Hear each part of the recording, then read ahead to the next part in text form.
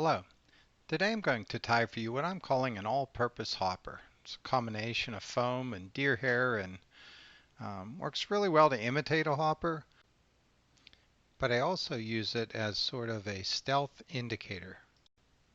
The spooky trout that I've been fishing over lately don't seem to shy away from this like they do the more conventional foam bobbers and floats. So we're going to make this out of layers of craft foam. I used a spray adhesive to put it together, stacked it up, set a few books on top, and um, then I have some of these. These are dollar store finds. They're a cutting mat and a wheel and just a straight edge, a ruler, and it kind of makes short work of cutting strips of this foam that are perfect for this application. So here we have the a gray white layer in the middle and brown on top. You can choose whatever color you need to.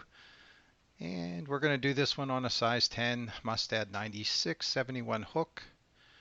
The legs will be barred silly legs, and we're going to tie knots in those, and I'll try and show you how I did that. Just going to use some of that craft store find, the Bonnie cord, for the underwing, and of course deer body hair for the overwing. And let's get started. So I'm going to try and peel away just two legs. If you can leave them together, it makes this a little easier. So fumble around, get the end too, and strip them off, and they stay stuck together. And what we're going to do is put an overhand knot about an inch away from each end. So basically make both sets of legs right here. So there's just a single overhand knot, and kind of snugging it up, showing you the distance there. That's probably even a little long. And the trick is to kind of wet it. So a little saliva or dampen it a little bit, pull it tight, and there we have the legs ready to tie in. So now I'll try and demonstrate how to prepare that foam. Get the vise out of the way, move around, focus a little bit. I'm sorry about the shaky camera work here. That's me shaking, not the camera actually. But we're going to come in with a nice pair of sharp scissors, and we're going to make that point on the back. So you kind of angle this from bottom to top. After you do one, you'll kind of see what I mean. Then I'm going to flip it over. I'm going to be angling it a little bit the other way.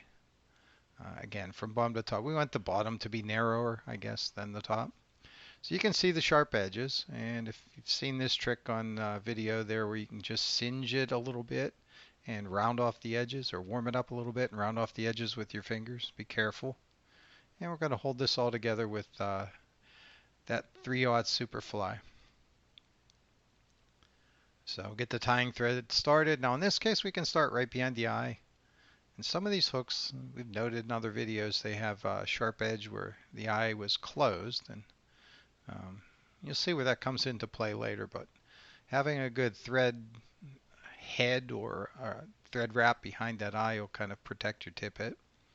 So we come back to just about where the barb is, and I haven't pinched the barb yet on this.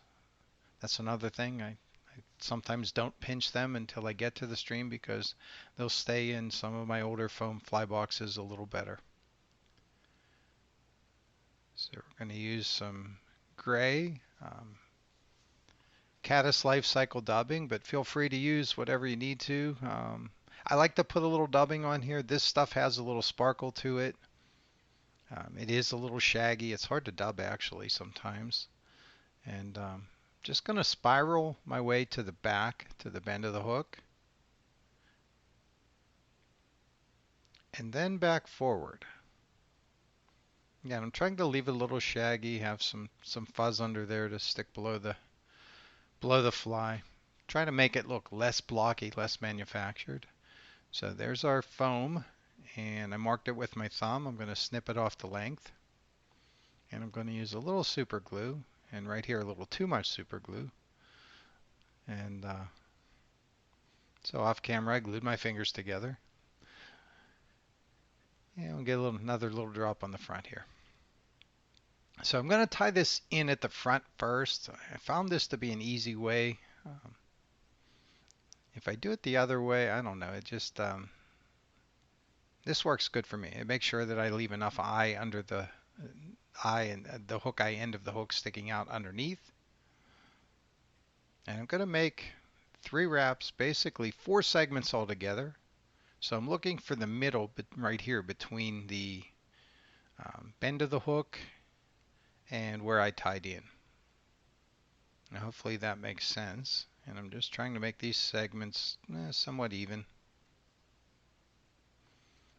And then the way to move between segments is to crisscross on top. That part's essentially covered, so that's where you want to move around. That combination of thread wrap, super glue, and these uh, in the dubbing all kind of welds together, holds it in place. And you guys probably saw underneath there that one wrap of dubbing was separated. Um, I caught that on camera later. I just took a dubbing needle and pushed it together. So there are our legs. We're going to tie in the middle. We parked our thread in the middle. And we're going to tie in at the middle. So we're going to adjust them. I like the knot to be even with the point on the body. And since we go back and forth a few times, it only takes a wrap or two to kind of hold everything in place. So we're going to jump forward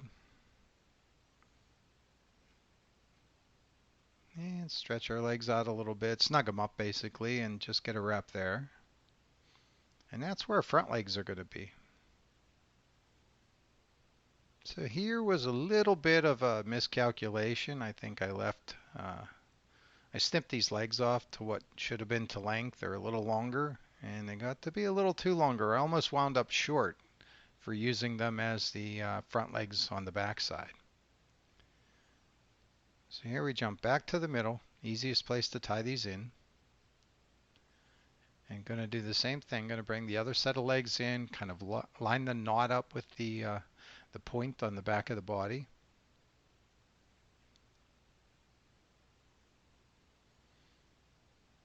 And there, it was right there. I realized, oh my goodness, I didn't leave quite enough for the legs, but I'm going to cheat and stretch them a little bit, and they're just long enough. So we're going to cross over, get back to the front.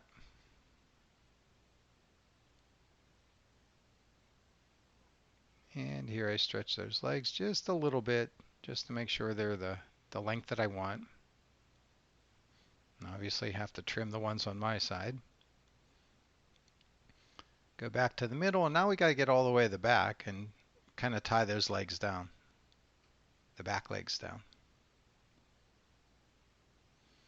So get the thread parked there, get everything kind of out of the way, and pin those legs down, kind of center line on each side.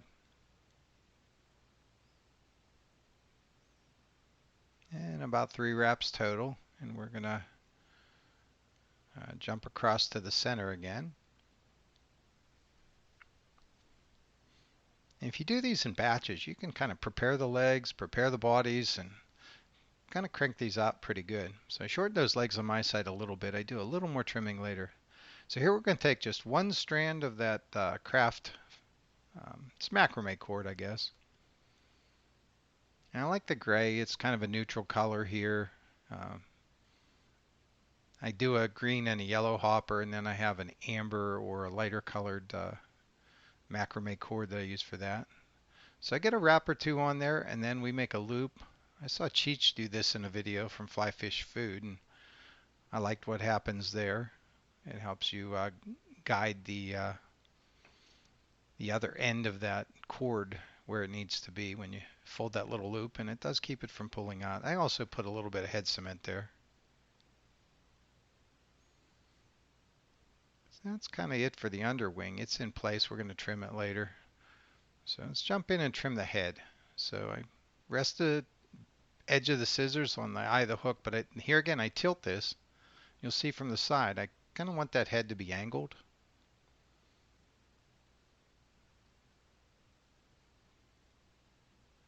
Let's zoom out and center things and kind of work on that. Now if I just came in and cut from the top, I found out it doesn't work as well. So if I snip from the bottom, it actually cuts it pretty straight. And I cut that underwing even with the back of the tail. Now you notice my thumb, I'm marking the middle of the head, and I want the tips of that deer hair to be as long as the underwing. And I'm going to tie this in the front groove, trim that deer hair, and do this all in kind of one shot. I don't like to trim the head afterwards. So we're going to get a wrap or so on there, make sure our deer hair is where we want it to be, and zigzag through and get a couple more wraps. And that ought to hold it.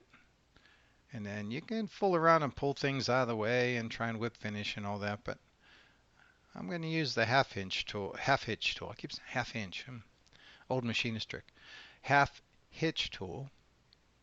And just do a couple of double half hitches here. But we have a little snafu here as well, and you'll see how we recover. So that was 3 half hitches, supposed to be a whip finish. Went to pull it tight and the thread broke. So thread breaks when you tie flies. Sooner or later it's going to break on you. So there I have a little loop. It's loose. I was going to just throw some head cement on. I was going to try and find the end and pull it tight. And after further review, I thought I would just snip that off.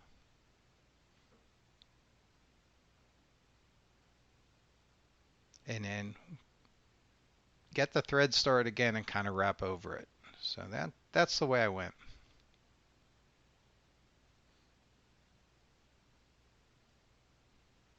So we'll come back in with the thread. And I think I mentioned this early on that you like to wrap up behind the eye on these. There's a sharp edge at the back of that eye where it was held to form the eye. And when I pulled tight, that's where it broke. So we should have it covered up. By the time we're done, we should have it covered up a little better. So there's another double half hitch going in. I'm going to do that again. And I'm going to call that good. That's another layer, 2 double half hitches. I think if I snip that thread and it's going to be covered in head cement, there shouldn't be a problem.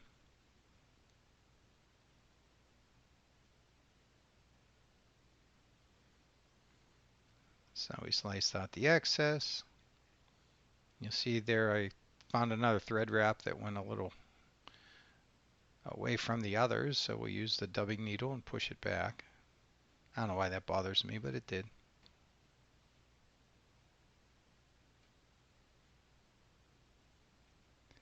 And we'll come in with some, calling it head cement, but it's what I think most of us are using these days, Sally Hansen, hard as nails. Get a little up the sides. And don't forget to do the other 2 sets of thread wraps. Make sure they get a drop of head cement and it soaks in, and that'll kind of weld everything in place. And that's pretty much it. We're going to do a little snipping here and true up the legs. But so as I noted, I think the legs on my side are still a little long. So I'm going to come back in and snip those off.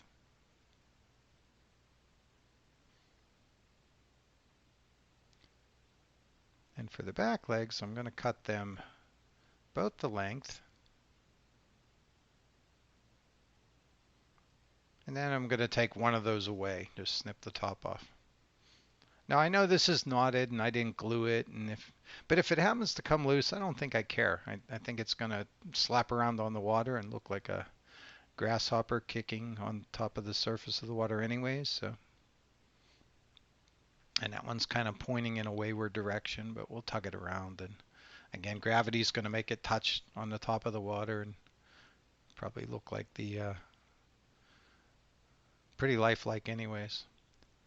But just to finish up a point I made earlier, so I'm using these for a float. This doesn't seem to scare the trout when one of these slaps down on the water, but you put one of those orange bobbers on your fly line and let it slap on the water, and those trout look for a rock to hide under or a tree branch.